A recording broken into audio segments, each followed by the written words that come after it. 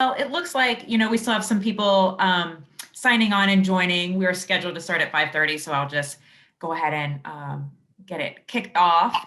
I am Lauren Parsons. I'm the Director of Strategic Initiatives and Communications at Bluegrass Community Foundation. I started there late 2019. I have worked there remotely longer than I have worked there in person. So, and I'm the new staff liaison for BGCF365, and we kept trying to hold in-person events last year so I could get to meet all of you. There's a lot of familiar faces, okay. And sorry, I'm at home and my daughter is very excited that I'm on a Zoom right now. So I'm sorry, there might be some interruptions, but anyway, as I was saying, so I'm just really excited to be here. Thank you, Lucy. Okay. Be here and help you all give away all this money today. So, this is the first year, obviously, we've done this on Zoom. So I'm going to play Traffic Cop. So just kind of bear with us. If you have any technical issues, I'll be monitoring the chat and also be monitoring my email as well, which is easy. It's just lauren@bgcf.org. So feel free to let me know if you have any issues or concerns. So anyway, I will hand it over to Will Boer, one of the co-chairs of BGCF 365 this year, to formally welcome you all today. Thanks, Lauren. Again, I'm Will Boer. I'm co-chair of the BGCF 365 steering committee. First off, thank you, Lauren, and the entire BGCF staff. Scott, Lisa, Kristen, everybody else have been awesome this year in helping us navigate basically remotely and not having any in-person interactions. It's been difficult, but they've made it a whole lot easier, and we're really thankful for all of their support through the year. On behalf of Becca Sherman, who's on, she's my co-chair, and the rest of the BGCF 365 steering committee, thank you all and welcome to the members and staff and other supporters of the 365 community here tonight. I really appreciate everybody's time, even though we all have seem to be constantly on Zoom calls these days. We appreciate you making time tonight for this one. We're especially thankful for all of our members' continued support of 365 in a year that has been extremely difficult for many, even and especially when we're not able to provide some of the member benefits and interactions that we've been used to and been able to provide in years past. I'm especially proud that even in this difficult year, we're able to maintain a membership at a level that allows us to continue giving grants and awarding grants consistent with prior years. I think it's really a tremendous testament to our steering committee, the Bluegrass Community Foundation and its board and the halls, but also to this special group's continued commitment to our mission and this community. We're enthusiastic and hopeful for a big and exciting 2021 when we can all get back together again. We hope all here tonight will take the time to renew their membership and continue to support BGCF 365 in 2021. We'll send out information about the upcoming year and membership shortly after this meeting and sometime in Q1, and you can always renew your membership at bgcf.org. Tonight, you're going to hear from 5 really deserving grant applicants who were selected by our steering committee. This year, our grants are focused on the category of arts and culture. And at the end, we'll do an online poll, which will get instructions to grade and award grants this evening. Every organization you're hearing from tonight is going to receive some level of grant today. In addition, after each presentation, Scott, who's going to be introducing our grant applicants, is going to be drawing names for gift cards to support local businesses and restaurants here in Lexington. Crank and Boom, Wine and Market, Raising Cane's, Zim's, and West 6 Brewery. We have gift cards for those. Attendance must be present to win, so make sure we stick around until the end. And if you are a winner, we'll contact you after the call to get those gift cards to you. Without further ado, thank you again for attending tonight and continuing to support 365. Lisa Atkins, our president and CEO, is going to say a few words before we get started. Thank you, and we're excited for tonight and the upcoming year. Great, Will, thanks so much. And I'm so glad that so many of you could join us. And as Will said, for all of you hanging with us in this virtual environment. I'm just going to take just 2 minutes, and especially for those of you who may be newer members, just to give you a little bit of the short history of BGCF 365. It was launched in 2017 as part of the Community Foundation's 50th anniversary celebration. So in 21, we'll turn 54 years old, and so is BGCF 365. As Will noted, it was very much made possible by the significant charitable investment of John and Donna Hall, who are safely sheltering in place in Florida, and there they are. Yeah, and I will say they're down in Naples, and if you ever want to drop them a note, I know they would love that, and we would help you do that. But John and Donna, as I said, invested $365,000 in the endowment to make this all possible. They are really one of the most thoughtful and generous pair of philanthropists that I know, and they'll be coming back to Lexington later this year. And they've had a long affiliation with the Community Foundation. John served on the board for more than a decade and a couple of stints at least as a board chair.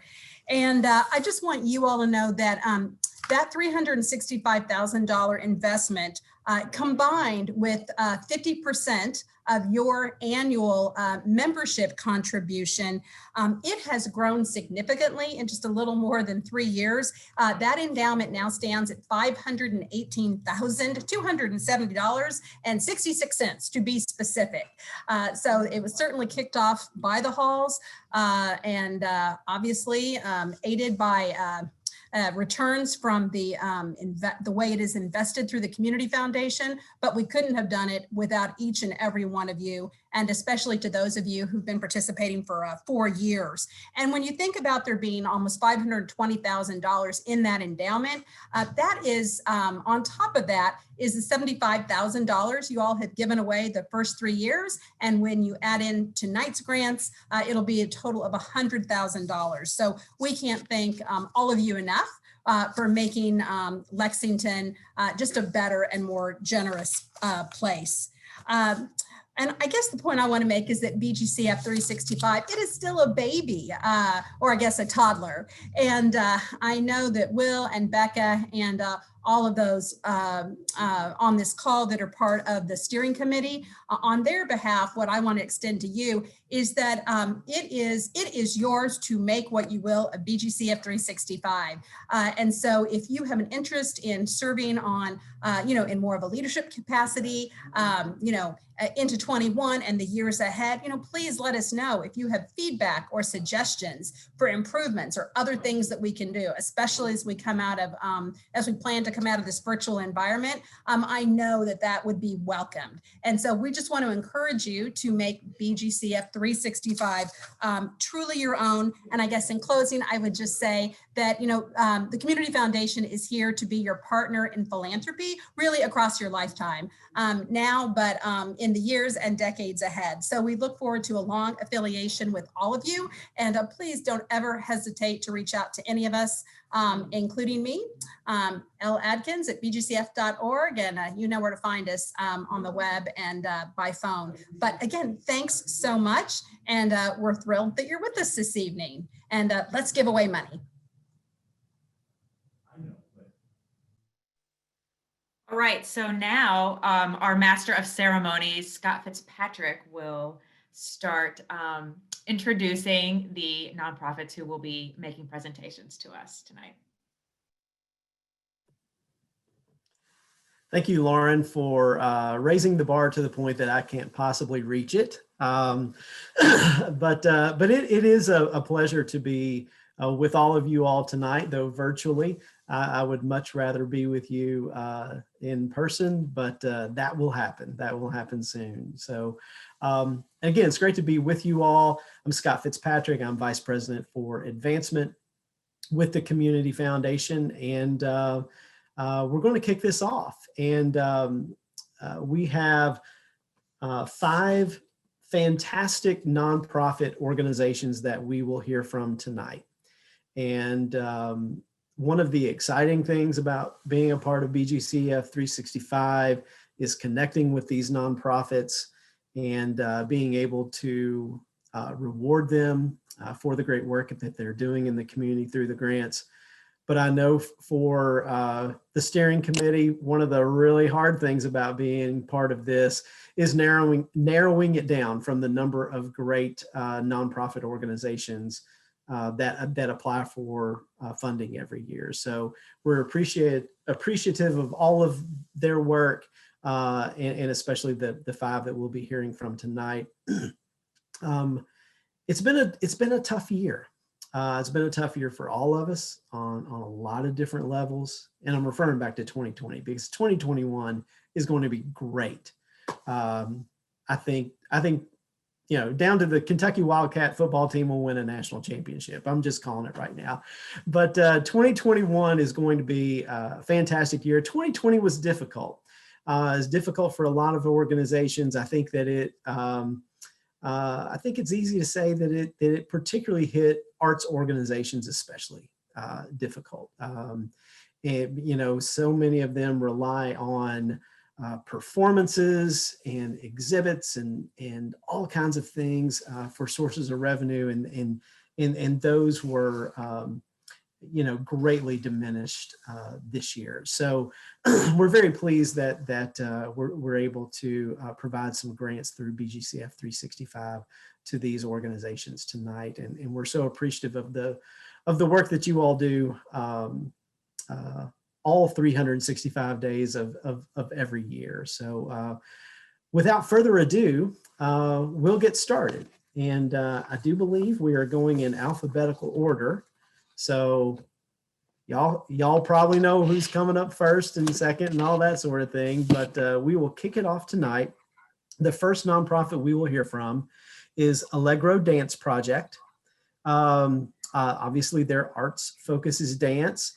And to tell you just a little bit about their mission, Allegro Dance Project educates, entertains, and inspires new audiences through their contemporary dance company and through their inclusive outreach program that serves children with special needs, providing dance training for children with Down syndrome, autism spectrum disorder, behavioral needs, developmental delays, and other specific needs, with an additional focus on children from low to moderate income households. Presenting tonight for Allegro Dance Project will be Gina Clevine. Hi, thank you so much.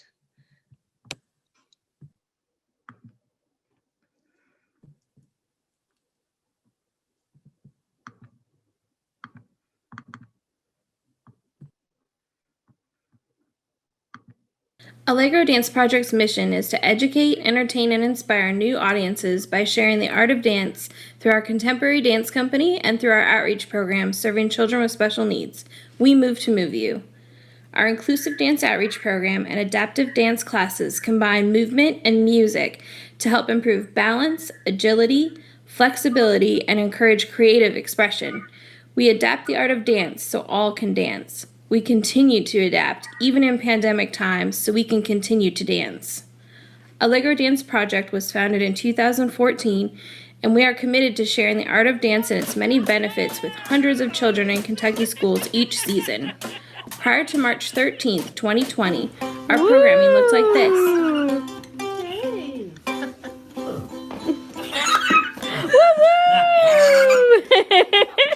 Roots hooray to the chair. Roots hooray to the chair.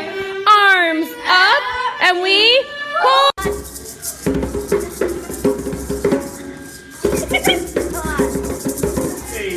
Last January, we partnered with the City of Lexington, Drug Free Lex, and FEN to provide a free community performance of Substance to provide individuals with resources about the opioid crisis and to help launch the FEN app in Central Kentucky.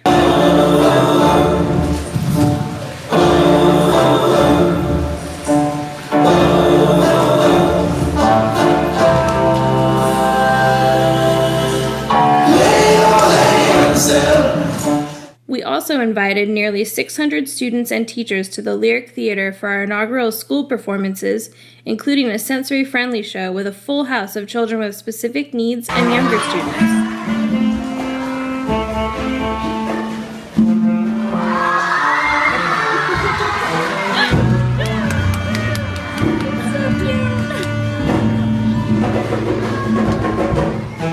When in-person programming halted on March 13, 2020, we quickly adapted our programming. Not knowing how long COVID-19 would keep us all sheltered in place, we created a YouTube channel and filmed a series of dance videos that could be used for independent home dance instruction. As we realized that the pandemic would continue to prevent in-person instruction for the foreseeable future, we began offering virtual outreach programming and adaptive dance classes over Zoom. While it was a wonderful solution for many children, there were a handful of students who struggled with the online platform, especially children with autism. We adapted yet again by developing our social distancing program, and our music director and I began visiting students in their driveways or front yards to dance from a safe distance. These sessions will forever remain a bright memory for us in the dark and uncertain times of 2020. Go, go, go!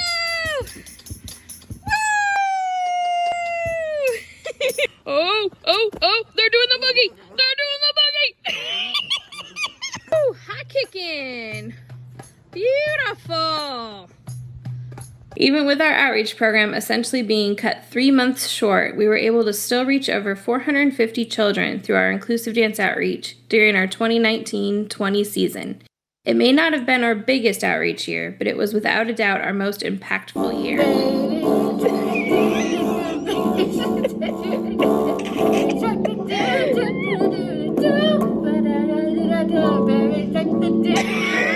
Let it go. I can't take it anymore. Here I stand in the light of day. Let the rain keep Beyond just the quantitative reach and our usual evaluation methods, we found a new appreciation for the social and emotional impact we were making. To be able to provide a small sense of routine and normalcy during an era of uncertainty, and to facilitate a safe method of meaningful social interaction in a time of total isolation felt bigger than our program's mission. We find ourselves moving on from 2020 with a stronger sense of community than ever before, and this feeling carried over into our summer performance season as well. Our summer show was delayed, relocated to an outdoor venue, and we implemented strict distancing, cleaning, and masking protocols to ensure the safety of our performers and audiences. Training, creating, and rehearsing in masks was not easy, but again, to have that little bit of normalcy and that sense of community was a great comfort for our cast and attendees alike. The highlight of every Allegro performance is having participants of our inclusive dance outreach and adaptive dance classes join our company dancers on stage. Since many of our outreach dancers have underlying health conditions, rehearsals were initially held virtually to ensure their safety. They learned their choreography completely over Zoom and, like our company dancers, performed in masks. Since many of our outreach dancers have sensory issues, this was a huge accomplishment. Even in masks, you can see their joyful smiles radiating on stage. They don't get it, they'll never really get it. When I'm up to my nose, on it, show what I can do. Up here.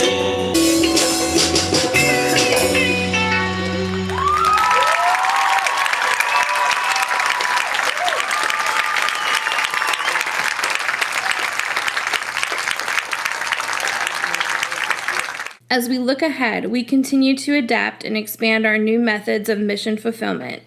This fall, we were able to offer a mix of in-person and virtual offerings, and we expect spring to remain much the same. Very nice! Arms up in it! Kick! Kick! Very good! Since school shows or field trips will not be safe for this winter or spring, we have adapted that into a virtual field trip offering where students can view a short 30-minute performance video and then interact with us virtually via Zoom for a Q&A with some of the cast and a short movement session. Even throughout a time of uncertainty and adaptations, one constant remains: the joy movement and music provide.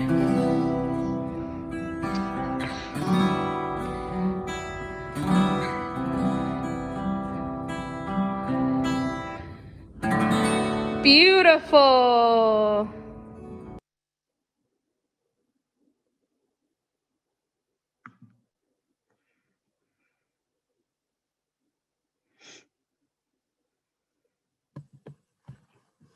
All right, thank you. Thank you very much, Gina, for that great presentation. We are going to, before we jump into the next one, we are going to give away a gift card.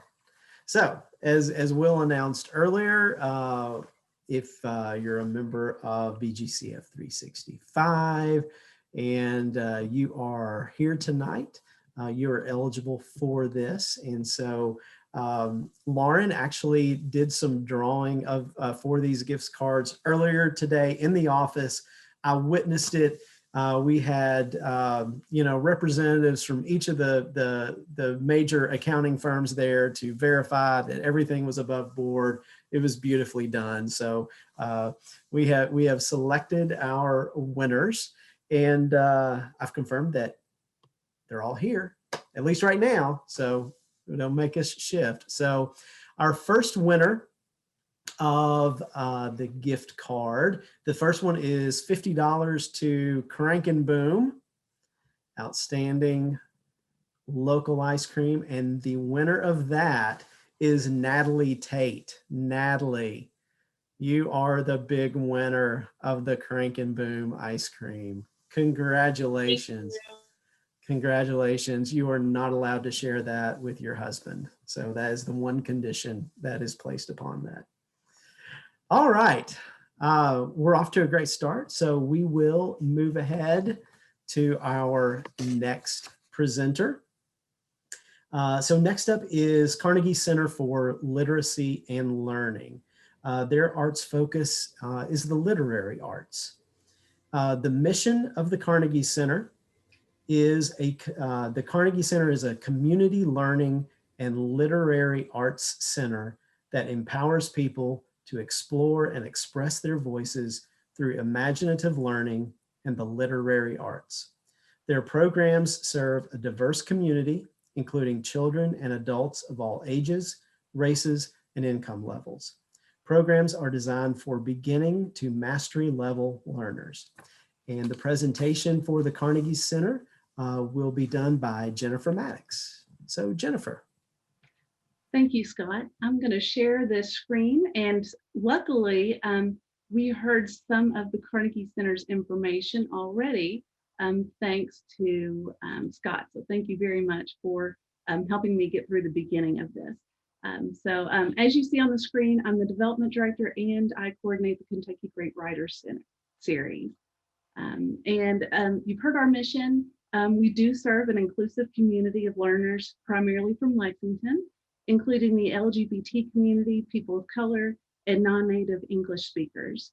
We serve all ages and beginning to mastery level programs. And in addition to the literary arts programs you're going to hear about tonight, we also have a lot of programs for kids and for adults that are educational, including tutoring, language classes for all ages, and our building is currently an after-school NTI site in partnership with the Y, thanks to Bluegrass Community Foundation. So thank you. And one of the things that we do is we remove barriers to learning and participating in our programs. So over 80% of attendees come to free programs. And for those with fees, we have scholarships available. And when you compare the Carnegie Center classes and programs to those that are similar in other states, you find that we offer the same quality at a fraction of the price. And there's our building, currently empty except for NTI days. So we're almost, everything is right now online. When the pandemic hit, we quickly transitioned to online programming. We created a series we call Carnegie Center from Your Couch. So we have educational classes, mostly in writing in the areas of fiction, nonfiction, poetry, memoir, and publishing. But we also have book groups that are sometimes led by authors, and we have story times for kids. We also posted dozens of literary readings online recently, and nearly all of them feature Kentucky authors reading for their books for children or adults. Now, these videos have had over 20,000 views so far, and it's just one way we could support Kentucky authors while also providing rich literary content. Kentucky has authors who are winners and finalists for prestigious awards, such as the Pulitzer Prize and the National Book Award. And we have talented Kentucky Poets Laureate and MFA instructors. And many of these are featured in a variety of our programs, or they teach classes for us, some even online now. The Kentucky Great Writer Series is also virtual, and readings are now being rebroadcast on WKY Radio. Here are a couple of the recent posters designed by local artist Cricket Press. Shayla Lawson, pictured here, grew up taking Carnegie Center classes in writing, and now she's a major author. Her book, This is Major, just won the American Library Association's Best Audiobook of 2020 award. The Carnegie Center founded the Kentucky Writers Hall of Fame in 2013. This year's ceremony will be virtual, and as you can see, it's actually next week. And our living inductee is Nikki Finney, who in the 1990s wrote her poetry collection, Rice, inside a carrel at the Carnegie Center. As she says here, I became a writer in Kentucky. Now, if you heard the National Poet Laureate Amanda Gorman's poem yesterday during the inauguration ceremony, you know for yourself that a poem can resonate long after the last word is spoken. And Nikki Finney is one of those powerful poets. In fact, when she won the National Book Award for Poetry, her legendary acceptance speech was so moving, the MC, John Lithgow, called it the best acceptance speech for anything ever. And a recording of that speech is now in the National Museum of African American History and Culture in DC. Now, normally the Kentucky Writers Hall of Fame takes place inside the Kentucky Theater and is filmed by KET. And it still may show up on KET this year, even though we're doing it virtual. Among our previous inductees is the Queen's Gambit author, Walter Tevis. Now, these are video previews for the Carnegie Center Author Academy. It's an intensive 9-month certificate program for adult writers of all genres and experience levels. This program too moved online. Writing mentors include New York Times bestselling author Gwenda Bond, who you see there in the center. She wrote the Stranger Things prequel, and alums like Sally Showalter on the right, who has gotten a book published. This program helps writers improve their craft and pursue their publishing dreams. To aspiring writers like Author Academy alum Kira Coppola, Carnegie Center is my Hogwarts. Now, one of the things that a BGCF365 grant could help us do is to provide a scholarship for a writer of color to participate in this 9-month program. Similar to the Author Academy, the Poetry Gauntlet is a rigorous program just for poets. We were given this program last year from the founder, who still leads the program for us. The Carnegie Center feels it is important to recognize systemic racism, including in education and publishing, where Carnegie Center operates. And so this past fall, we created an exciting new initiative, the Kentucky Black Writers Collaborative, which provides a writing mentor service and access to over 100 writing classes each year, free to aspiring Black writers in Kentucky. In 2020, the pandemic hit soon after the Books in Progress Conference preview reading at Wisebird Cider, featuring award-winning authors Hannah Pittard and Ada Limon. We shifted to an abbreviated online conference focusing on publishing, featuring a former Writer's Digest editor and New York City literary agents. In 2021, we may expand our virtual conference to be closer to our usual 3-day event. Lexington's Ada Limon will be the keynote speaker. 2 years ago, when we hosted the book launch for her national award-winning poetry collection, The Carrying, she said, "The Carnegie Center is one of the first places where I found what a literary community was." And a BGCF 365 grant could also help us keep our conference fees lower than they usually are this year, so that we can provide scholarships, and also so that we can provide scholarships for writers of color or low income. Our Youth Meeting Authors program is now virtual, reaching hundreds of kids with our videos. We partner with some Fayette County Public Schools, who then share the videos with their students, whether the authors read their favorite books or ones they've written. Sometimes the authors also provide writing workshops and do Q&As, and whenever possible, we provide free books by Kentucky authors like these here. We hope to expand the program in 2021, reaching thousands more kids through free books. We give away thousands of free books a year for children and adults, And during the pandemic, we started filling over 60 little free libraries, especially ones accessed by children of color or in low-income neighborhoods. Not only do books help kids with reading skills, but we know that for people of all ages, during a time of crisis, losing yourself in a good book, a creative world crafted by a literary artist, a writer, can sometimes bring the best relief and the greatest hope. I'd like to thank you all for inviting us to participate in this opportunity, and also, for the fact that, like everybody else, even though we're doing so many things, our income is down as well. And so thank you for the good work you're doing for the arts community. We appreciate it.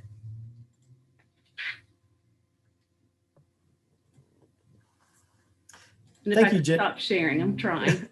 You're fine. You're There fine. it is. There you go. All right.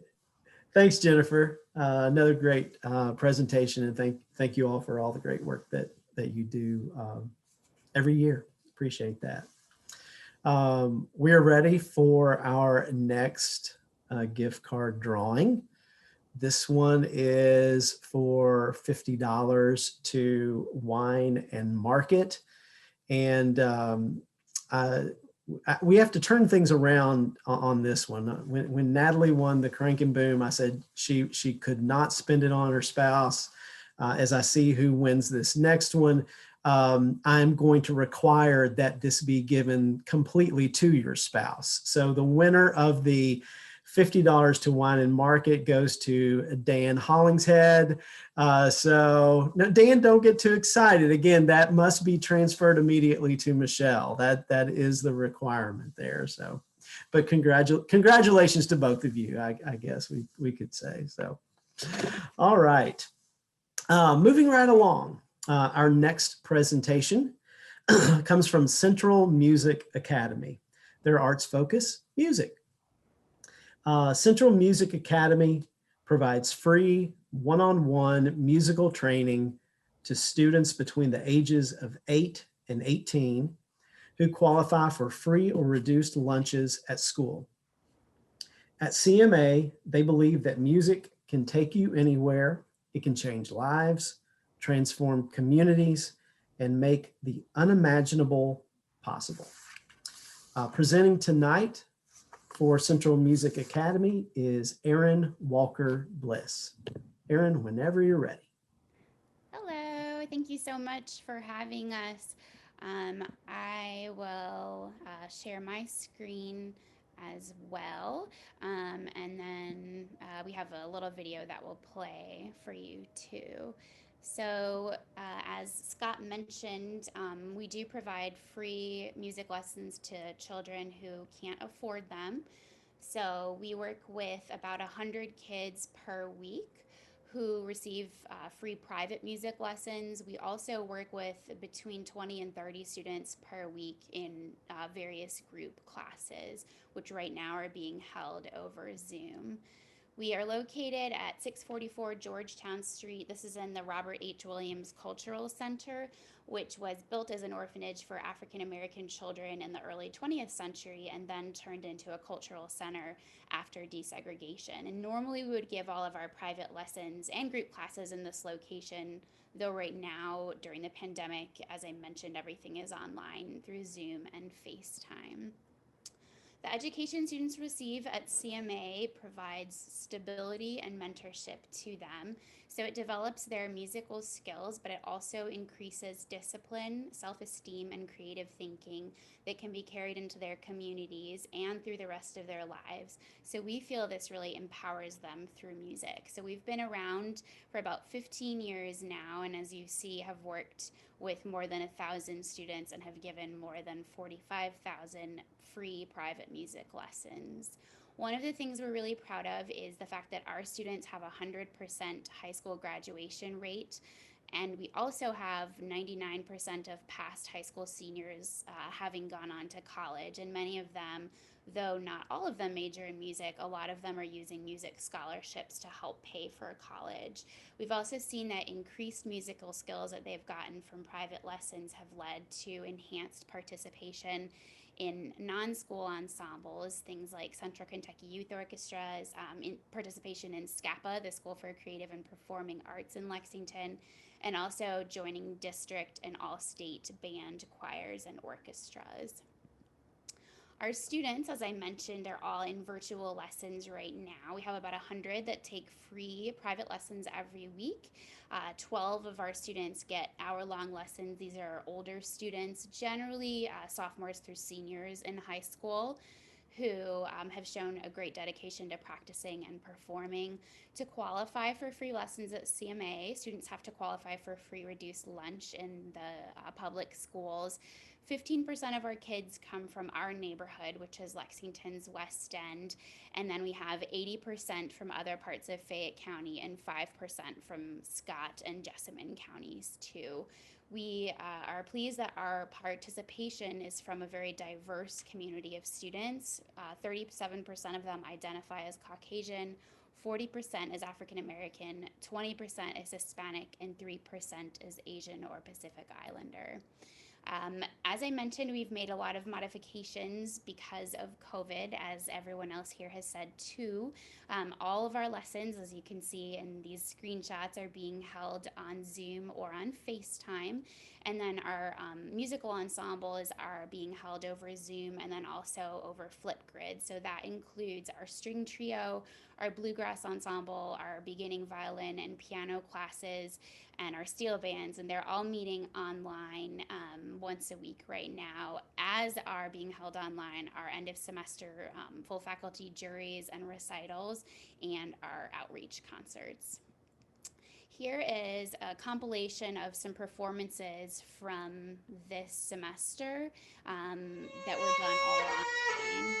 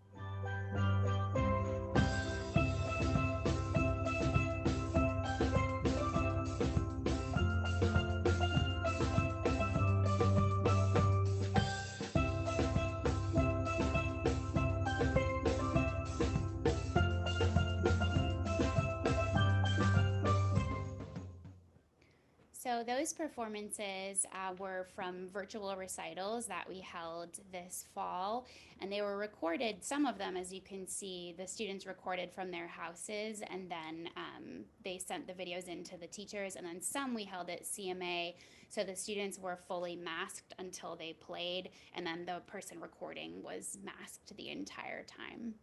So for our BGCF grant proposal, we would use any funds that we would receive, no matter how much they would be, to provide private musical training to new students at CMA. So we have a waiting list of more than 60 kids right now, but we do also have a matching grant opportunity right now. So whatever we were awarded from BGCF would be doubled. So we're hoping we'd be able to take on a group of new students in private lessons through this. Our goals for the project would be to improve impoverished clients' access to musical training, provide increased one-on-one mentoring for high-risk youth, increase our students' musical skills and arts awareness, and then provide the students with extracurricular ensemble opportunities too. We also hope to continue improving our graduation and college attendance rates. And we plan to do this by accepting 20 new students and providing high quality instructors who will mentor the kids in a one-on-one setting. Thank you very much.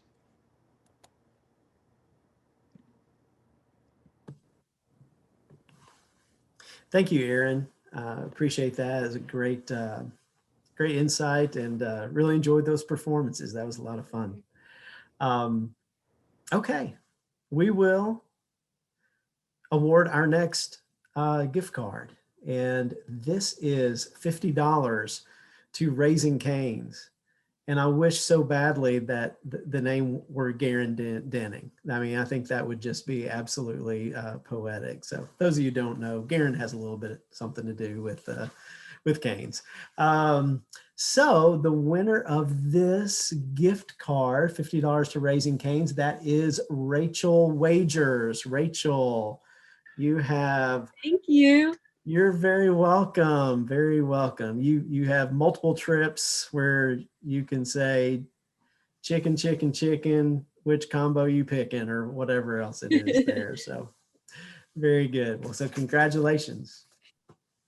All right. Up next, we have Lexington Philharmonic, arts focus being music. To tell you about their mission, the Lexington Philharmonic, or LexPhil, has been a catalyst for Kentucky culture and artistic expression for almost 60 years. LexPhil presented over 170 concerts and educational programs each year and offers extensive programs for children and students, impacting approximately 20,000 young people in an average year. And that in an average year being pre-COVID-19. So look forward to hearing presentation for Lexington Philharmonic that is coming to us from Molly Harris and Sarah Thrall. Hi, everyone. My name is Molly Harris. I am the communications manager with the Lexington Philharmonic, and my colleague, Sarah Thrall, is getting our presentation set up. Sarah is the general and personnel manager. And also on this call with us this evening is Allison Kaiser, our executive director. We are so excited to share with you how we have adapted to present music experiences for our community during the COVID-19 pandemic. As an organization, we have used this time to try new things, to ask ourselves deeper questions about how we can connect with our audiences, how our organization can continue to evolve to being more responsive and inclusive. And we have pioneered all of these things through our LexPhil in Your Neighborhood series. We piloted this past fall, and we are learning how we continue to deliver on the heart of our mission while also evolving towards a renewed vision for what an orchestra can be. Since March of 2020, our programming has looked nothing like a typical season. We're operating on a 50% of our normal annual operating budget. But early on, we decided to prioritize our ability to provide free live music experiences to our community. Without ticket and subscription sales, we have relied on individual support and grant support to provide these free concerts to our community. In adapting to the pandemic, we developed a portal of virtual experiences, including a page on our website, including videos, recordings, and music education resources. This fall, we developed our Lexville in Your Neighborhood series to bring live music directly to neighborhoods. In order to connect with as many of our neighbors as possible, we knew that we needed a stage that could travel. So we built this traveling stage, which is a decorated flatbed trailer with some fringe, from which we could perform while parked on street corners, at local parks, and other community spaces. Over several weekends this past fall, we performed over 30 performances that were 15-minute pop-ups in 4 different Lexington neighborhoods. It was important to us to visit neighborhoods that have not always had the opportunity to experience live music with us.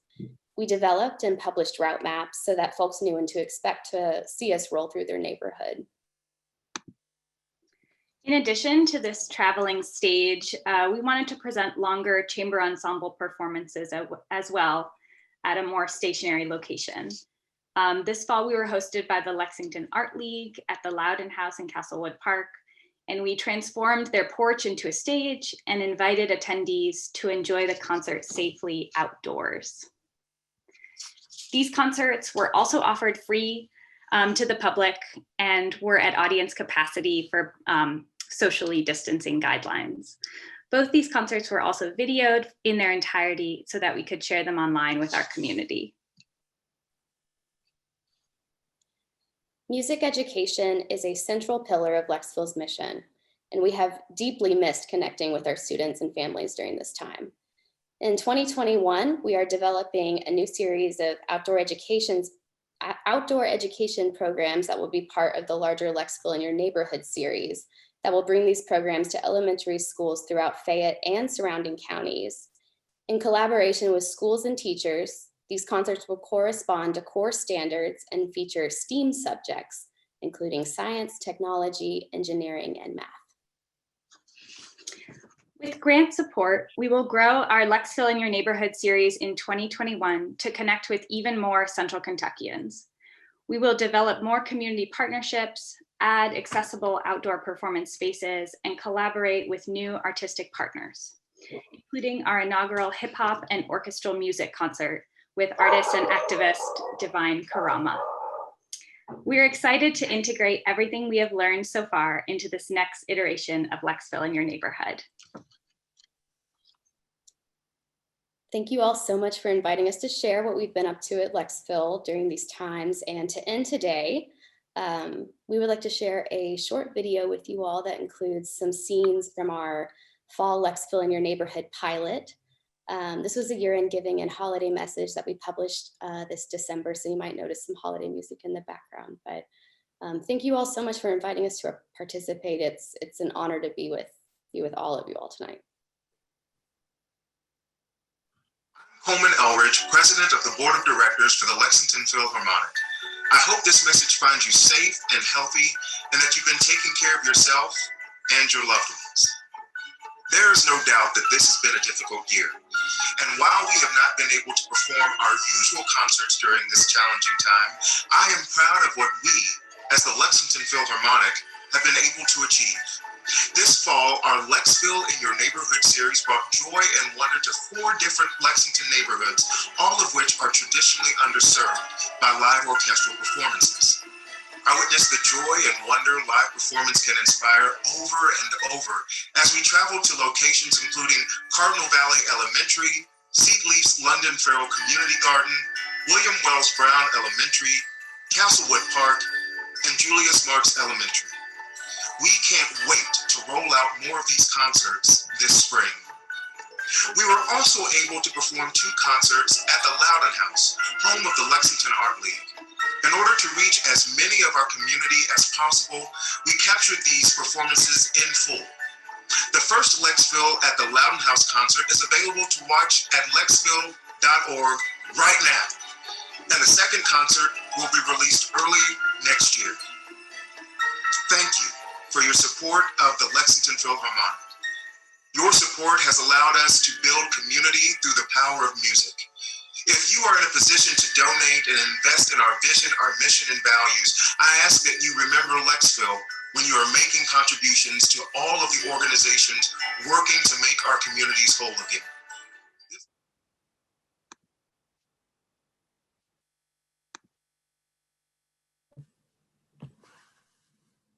Thank you so much, Molly and Sarah. Another great presentation. Y'all's jobs are just getting harder and harder. That's just how it goes with this thing, right? So, and hello to Lucy. Everyone should say hello to Lucy out there with Lauren. So welcome, Lucy. Good to have you with us. So with that, we will soon move on to our final presentation. But before that, we have an additional gift card.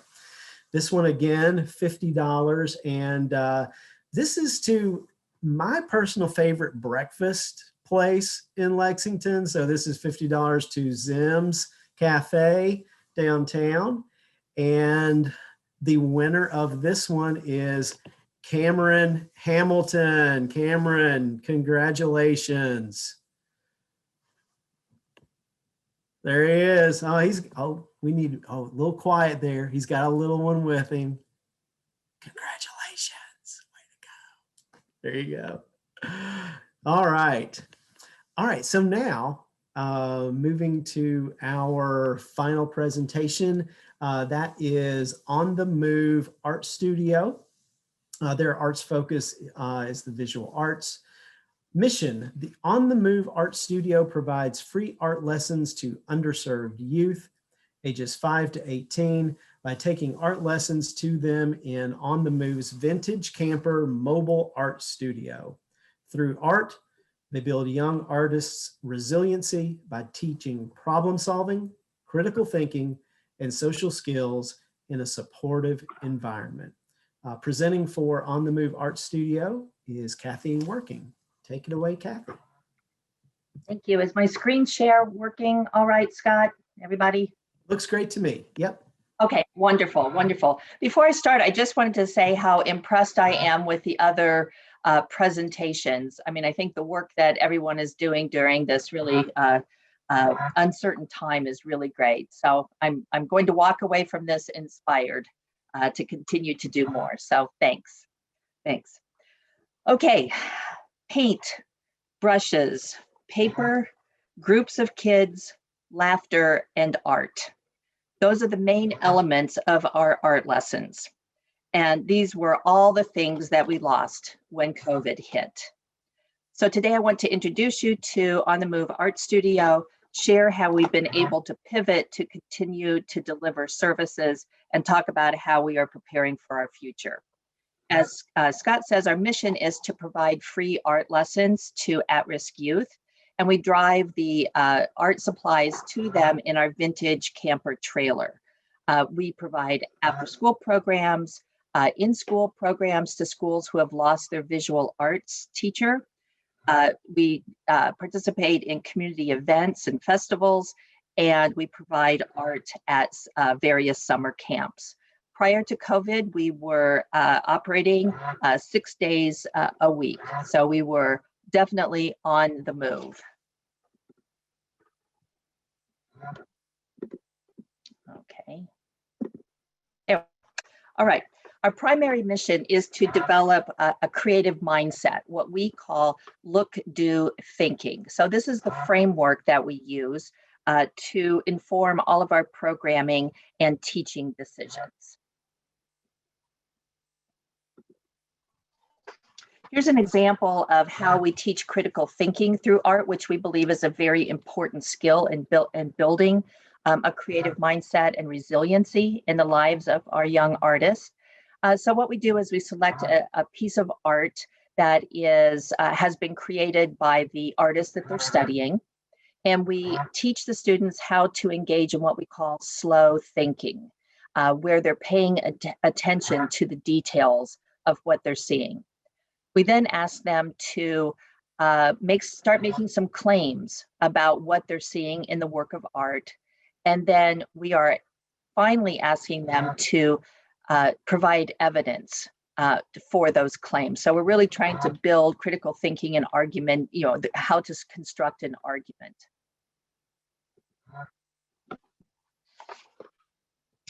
As we realized that COVID had settled in for a while, we identified 4 important factors in our ability to pivot. First of all, obviously, our mode of delivery had to be adapted to our audience needs.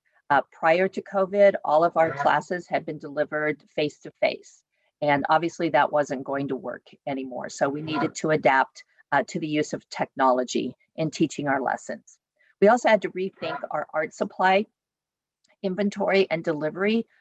Prior to COVID, we were able to share art supplies across classes, and obviously we couldn't do that anymore.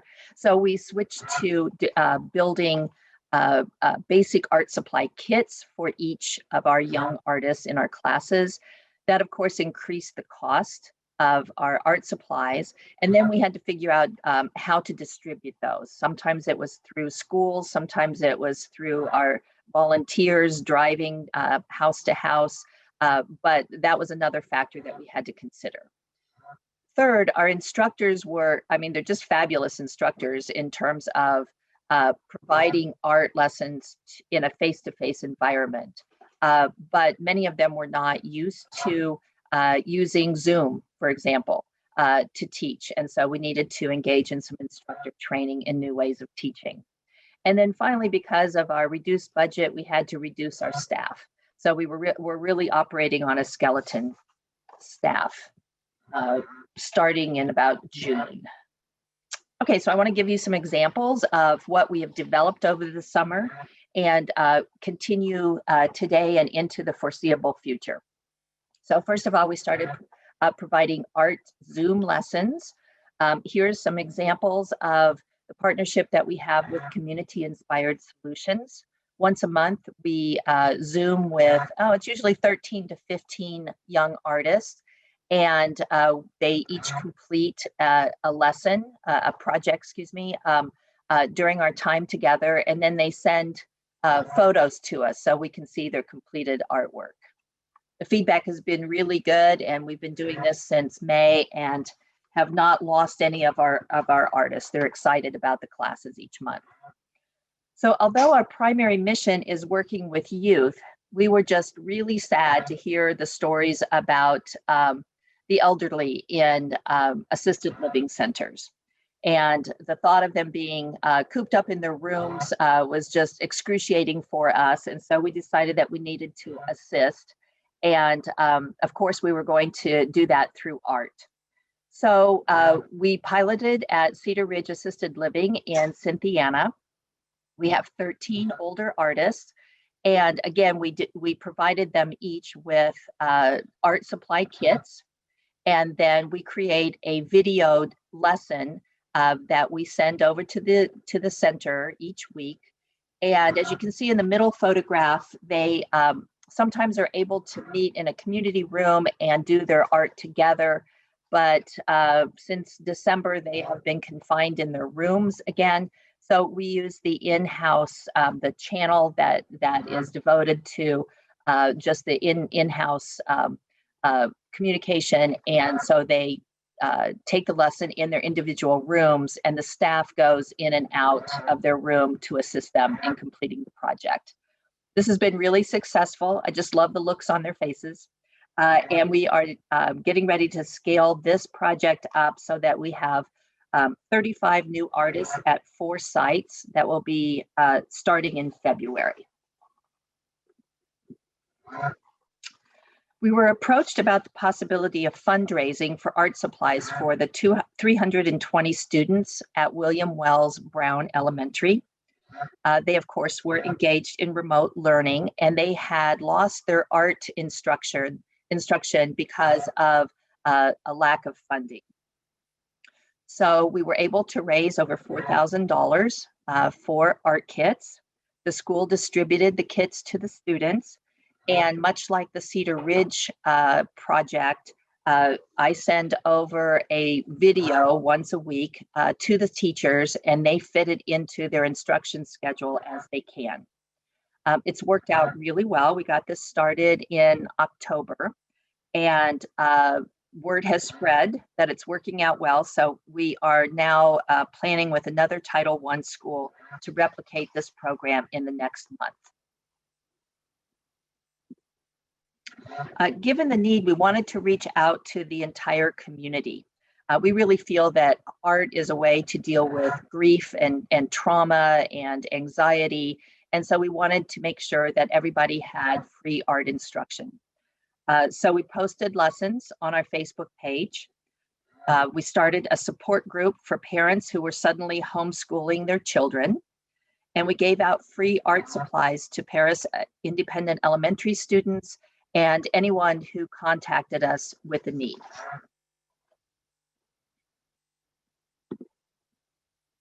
During 2020, our revenue has dropped over 60%. And so we realized that we were too dependent on revenue from our programming and small donations. So we decided to create a revenue generating membership site featuring artists of all colors. We've created art lesson bundles that this program really targets art teachers and homeschooling parents. And each digital lesson bundle consists of a video describing the artist's life and work and highlights social justice issues they faced. A second video provides instruction to create an artwork inspired by the artist. We provide a downloadable ebook containing an art supply list, teaching tips, and a critical thinking exercise, much like the one I showed you earlier. We are set to launch in mid-February, but we anticipate it will be about 6 months before this project is generating consistent income for us. So in conclusion, On the Move Art Studio was impacted greatly by the pandemic. However, we paused to plan, shifted our programming, and created a new project to help fund our future. Thank you.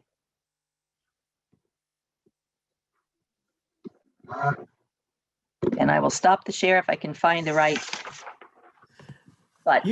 You've done it. You have done it. I did it. That was the most nerve-wracking part of the whole presentation was, could I make my screen share? Very good. Very good. You made it work. You made it work. Great. Thank you.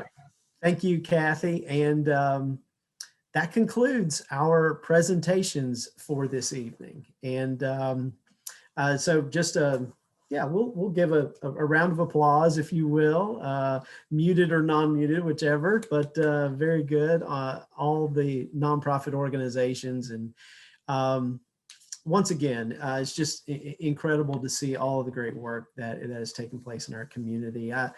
I do consider it one of the great blessings of my life to be part of the staff at Bluegrass Community Foundation. And you know, we are around giving people all the time, and we connect with our nonprofit community so often, and so we know about it, but I think this is just an incredibly special night because it gives us a chance to really kind of dig in with some of these nonprofits and learn more about just really kind of get into the weeds of the incredible work. And when you consider all of the things that are happening in our community and just think, guys, these are just five nonprofit organizations in our community. And you think about the impact that they're having, and then you think about how that is multiplied. It just gives me a great sense of pride in our community, and grateful for people like all of you tonight that presented, and the commitment that you're making just to make our world a little better place. So again, thank you all. And BGCF365 members, now it's time for you to go to work. It's time for you to cast your votes for the grant recipients. And in just a second, Lauren and Lucy, I presume, will be sharing information on how you will go about through that voting process. But before I completely turn it over to Lauren, we have one more gift card to give away. And this one is $50 once again. And it's to West 6th Brewing. And we're not saying that it's a requirement that this be used to host all of BGCF 365 at some point in the future, but we're also not saying that you can't use it for that. So anyway, with that note, we want you to enjoy this very much. And this goes to Gentry Collins. Gentry, you're the winner of the Thanks, West guys. 6. You're very welcome. You're very welcome. So thank you all again. And Lauren, tell them what to do next. All right, so it will be the same voting site. I mean, I know this happens once a year, so you probably don't have it like bookmarked or anything, but on your phone or your laptop, whichever you're using, you can go to www.sli.do and vote. So now Slido has, it's like a, what's the word? I don't know. It's a new way of voting now where you can rank your options instead of just voting for your favorite presentation. Now this year we can rank the presentations, which is very difficult.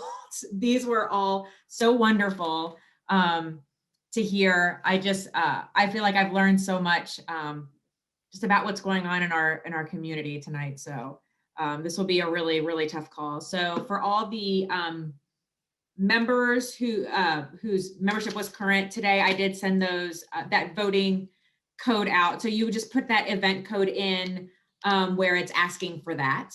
If you have an issue, you can just send me, I have the chat open, so you can just send me a chat right now, but that poll should be live.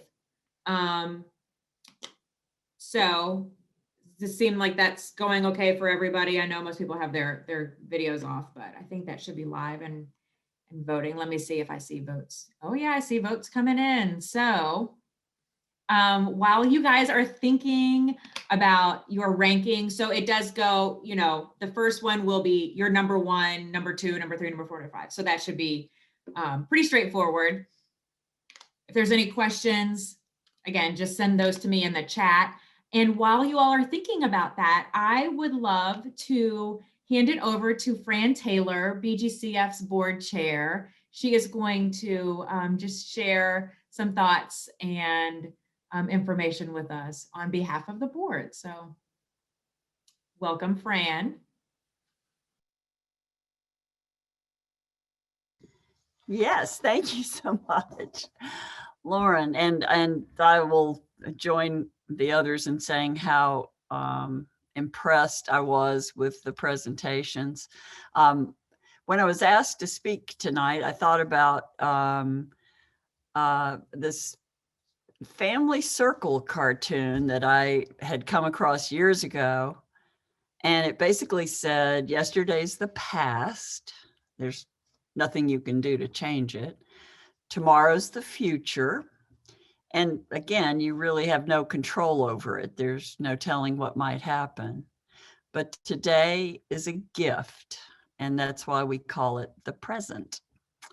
So it's especially a gift for me being around such a motivated, generous group of young people, mostly young people, on both the giving and the receiving side. I told my husband this morning that I was taking part in a Zoom event later on today and tried to explain to him who you all were and what you were doing. And he said, "Oh, young people, like we used to be." I said, no, we were never this sharp, never this generous, and we never had the vision that you all do to be such wonderful stewards of our community. I've observed your previous annual event, and afterwards I talked to so many people about it, to anyone who would listen. It was so inspirational, and I felt intensely proud that you all were part of a subset as it were, but you're part of BGCF. And that's a great honor for us. And it's such a wonderful program. And I know John and Donna Hall are, I hope they think about this program that they've enabled, every day and get joy from it. So I'm bringing greetings from the board of directors at BGCF, and the message, job well done. Today, your votes count, your voices are heard. Your generosity will make a difference to people you know and to people you may never meet. And I ask, isn't that a gift? So thank you. Appreciate it. Appreciate your time and your generosity so much.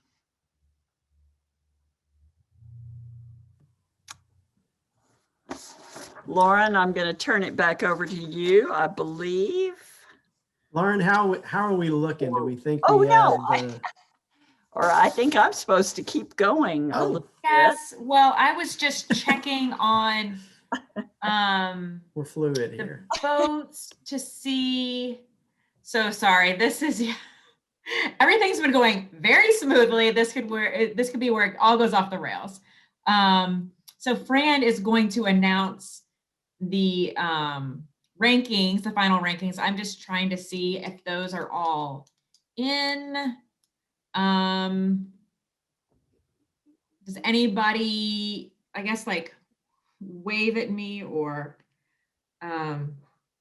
let me know if I've not done it. I haven't got a clue.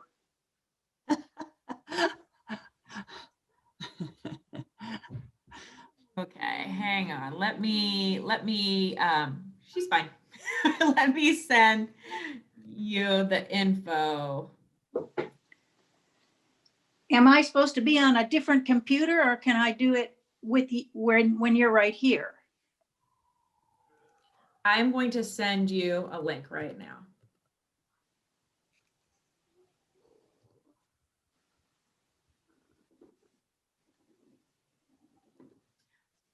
Did you get that? Hold on.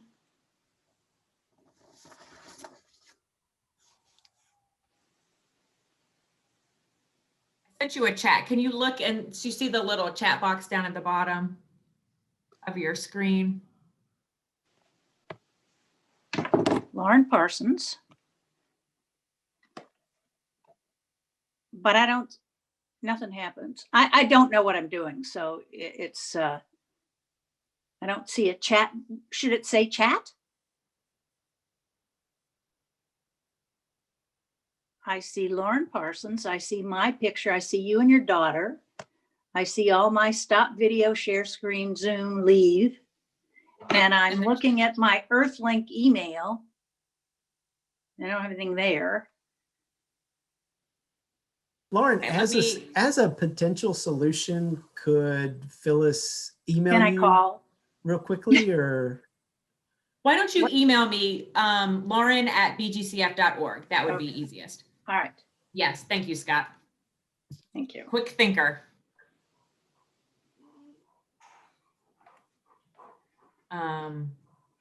Well, I want to thank all you guys for being here tonight. It was so nice to see so many faces. This was really fun. Different, I know, for everyone, but fun.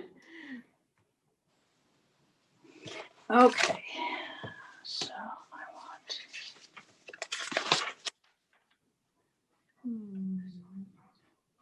All right, so.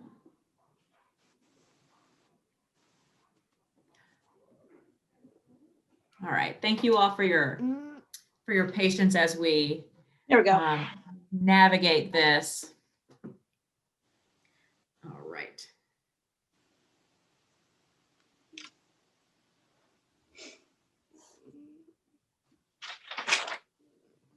Okay.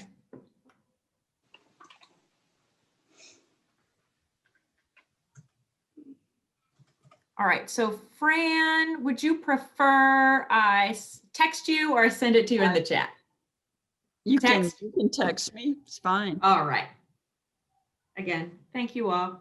I'll ask- Hopefully we will never have to do this again. Am I right?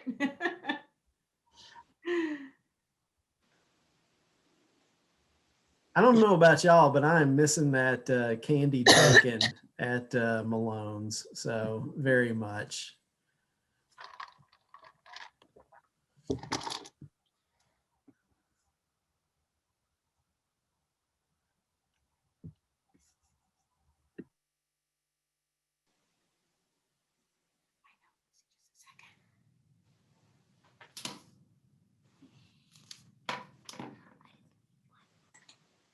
Okay, take another page. That's fine. Okay. All righty. Well,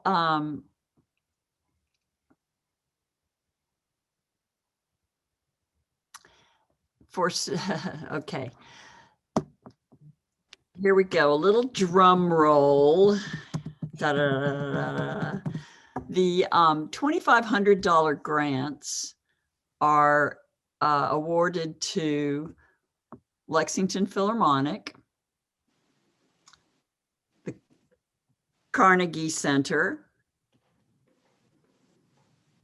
On the Move Art Studio, and so congratulations to you all.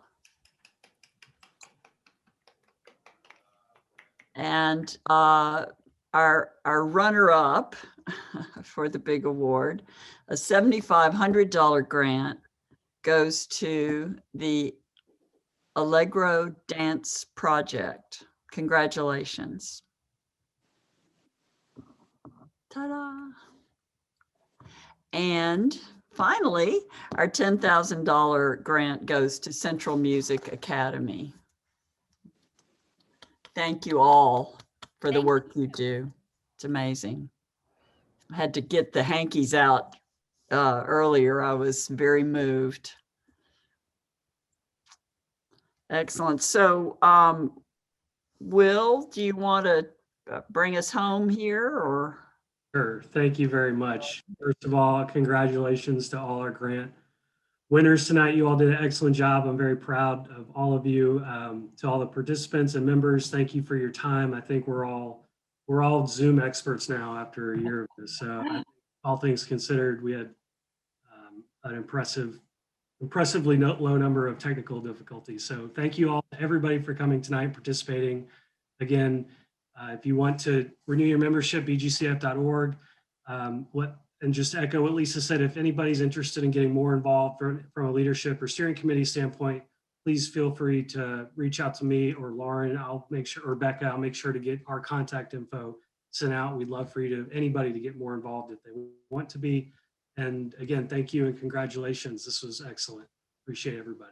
And thank you so much, Lauren, for all of your hard work in putting this together, and Scott for your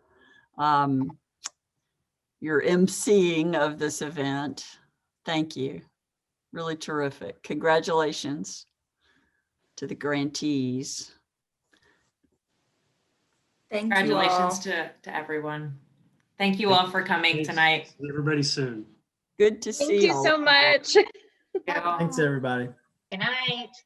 Bye. Good night.